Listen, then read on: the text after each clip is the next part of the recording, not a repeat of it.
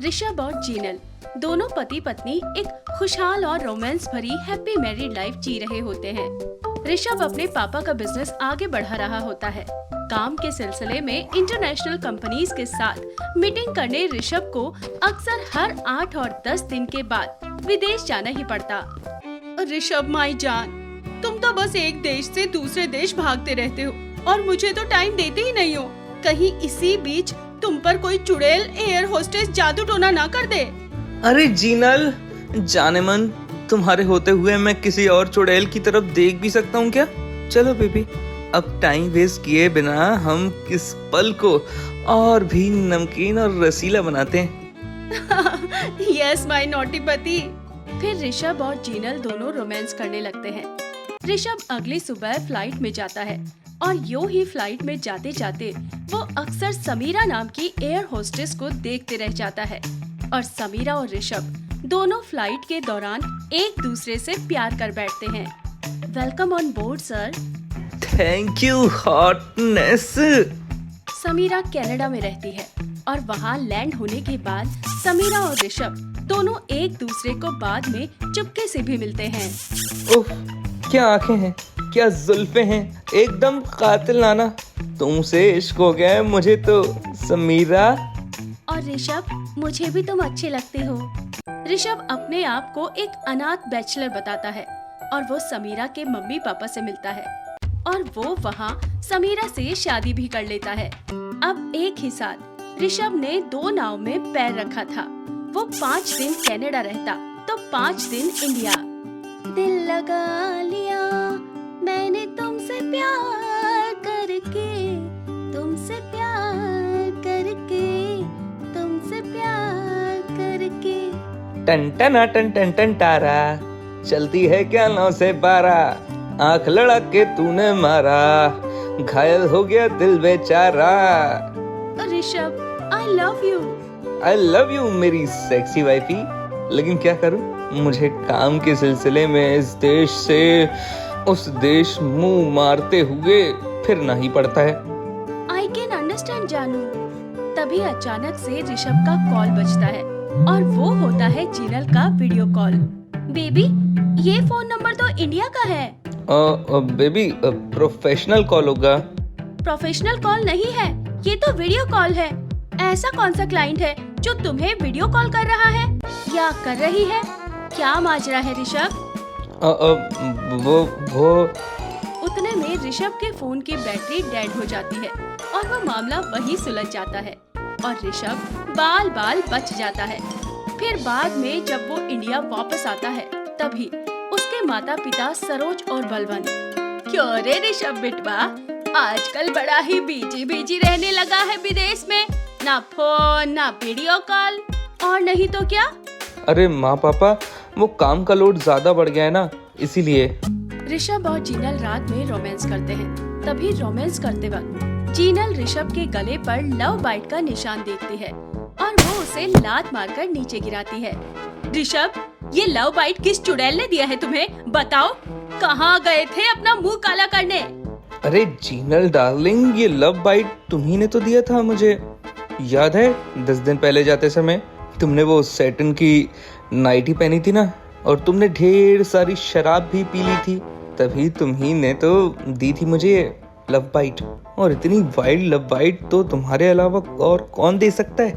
ओह अच्छा, तो ये बात है।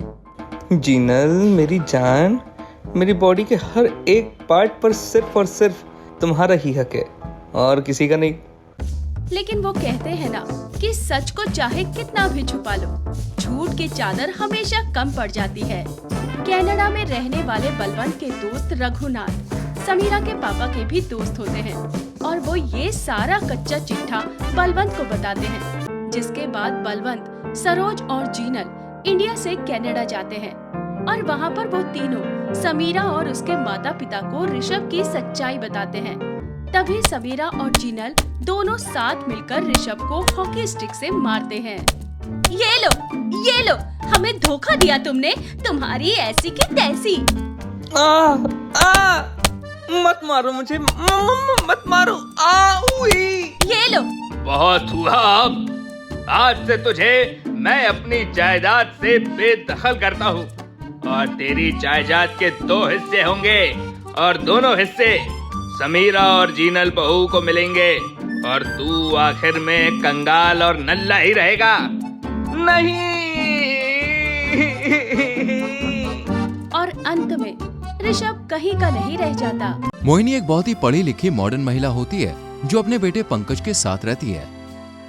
मोहिनी को हमेशा से ही अपनी बहू अपनी तरह ही मॉडर्न और वेल एजुकेटेड चाहिए होती है,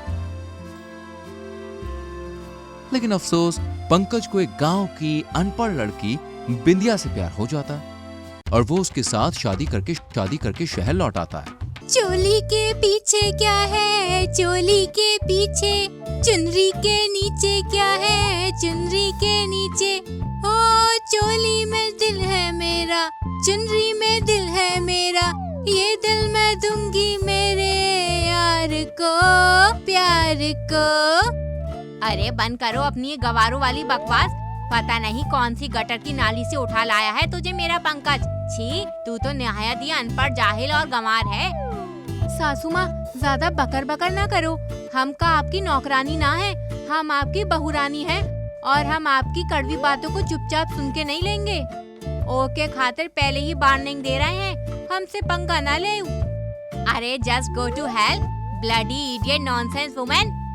अपनी इंग्लिश गालियाँ अपनी ही सड़ी हुई खोपड़ी में रखिए, क्योंकि अगर एक बार हमने आपन देसी गालियाँ देना शुरू की ना तो आपके कानों से खून की बाढ़ आ जाएगी और शायद आपको हार्ट अटैक भी आ जाएगा। बिंदी और मोहिनी दोनों के बीच दिन रात तू मैं होती रहती है।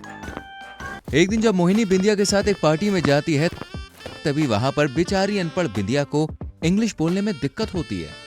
Hello Bindiya, nice to meet you. अरे तुम दिखने में बहुत खूबसूरत हो बिंदिया। हेलो हेलो आप दोनों, my self Bindiya. Thank you for giving me खूबसूरत। सारी थैंक यू फिर से मी खूबसूरत। बहुत बहुत धन्यवाद। बिंदिया की टूटी फूटी इंग्लिश सुनकर मोहिनी की सारी सहेलियां उस पर खूब हंसने लगती हैं। यार मोहिनी, तुम्हारी बहू तो एकदम गांव की गवार फॉल्टी पीस है। और तुम इसे कैसे हैंडल कर लेती हो यार? ध्यान रखना कहीं तुम भी इसके साथ रहकर इसके जैसी गवार मत बन जाना। अब क्या करूं गाइस, नसीब में एक अनपढ़ बहू लिखी थी, जेल रही हूँ बस इस डफ्फल लड़की को, चुड़ैल कहीं की। मोहिनी भी अपनी बहू की सबके सामने बेइज्जती करती है, जो बिंदिया को बहुत बुरा लगता है। एक रात जब बिंदिया रात के 2 बजे पानी लेने उठती है तभी उसे मोहिनी के कमरे से सूसू की बदबू आती है। वो जब उसके कमरे के पास जाती है तभी देखती है कि मोहिनी ने बिस्तर पर सूसू कर रखी है। हाय दैया, ई बोल बच्चन सासू माँ ने तो बिस्तर गीला कर दिया। ई का मतलब हमारी सास एक बिस्तर गीला करने वाली सास है। मोहिनी को बुढ़ापे में आकर बिस्तर पर सूसू करने की आदत हो चुकी थी, जिस कारण वो हर रात बिस्तर गीला करती और सुबह होने पर अपने गद्दे को चुपके से लॉन्ड्री में देने जाती। बिंदिया भी अपनी सास का पीछा करती है। सासू माँ, वैसे तो आप बड़ी ही इंग्लिश झाड़ती रहती हैं और मॉडर्न बनती फिरती हैं, लेकिन आपके बिस्तर की बात को सुनकर तो आपकी इज्जत पूरी तरह चकनाचूर हो जाएगी। अब ये बिंदिया लेगी अपना बदला। एक दोपहर जब मोहिनी सो रही होती है तभी वो फिर से बिस्तर गीला कर देती है और तभी बिंदिया मोहिनी की सभी सहेलियों को कॉल करके किटी पार्टी पर आने का न्योता देती है। और जब सारी सहेलियां घर पर आती हैं उन्हें मोहिनी के कमरे से सूसू की स्मेल आती है और सबके सामने मोहिनी का बिस्तर गीला करने का राज भी आ जाता है। मोहिनी जाग जाती है और सर झुकाए शर्मिंदा हो जाती है। छी मोहिनी, तू तो अपनी बहू से भी गई गुजरी निकली, बिस्तर गीला करती है और वो भी इस उम्र में। अरे क्या फायदा इतनी पढ़ी लिखी होकर यार, कितनी फनी बात है ये। आप समझी, तू रोज वो हिल रोड वाली गली की लॉन्ड्री में क्यों आती है अपना गीला गद्दा धुलवाने? सभी औरतें मोहिनी का खूब मजाक उड़ाते हुए वहाँ से चली जाती हैं। कहा था ना हमने माय डियर सासू माँ कि हमसे पंगा लेना आपके लिए बहुत ही भारी पड़ेगा। पड़ गया ना।